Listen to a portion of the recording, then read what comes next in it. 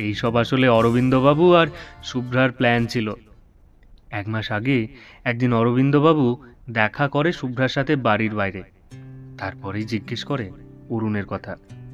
শুভ্রা খুলে বলে বাড়ির লোকের না মেনে নেওয়ার কথা। আর তারপরেই অরবিন্দবাবু মিথ্যে করেই বলে ছেলে পাওয়ার কথা। আর এটাও বলে ছেলে নাকি ভীষণ ব্যস্ত, ছেলের কেউ নেই, তাই পাকা কথা বলতে হবে ফোনে। আর ছেলের ছবি হিসাবে পাঠানো হয় অরুণেরই ছবি। অরুণের মাথা ঘুলিয়ে যায়। তবে বাবা যে ফোনে বলেছিল তোর বর পালিয়ে গেছে, তাহলে? ওটা তো তোকে শোনানোর জন্য ছিল পাগল, তুই চিরকালই বুদ্ধু। আর নিরুপমা বলে কোনো মেয়েই নেই, ওগুলো সব মিথ্যে। কাকু জানতো যে তুই আজও আমায় ভালোবাসিস, তাই তুই আমার কাছেই আসবি।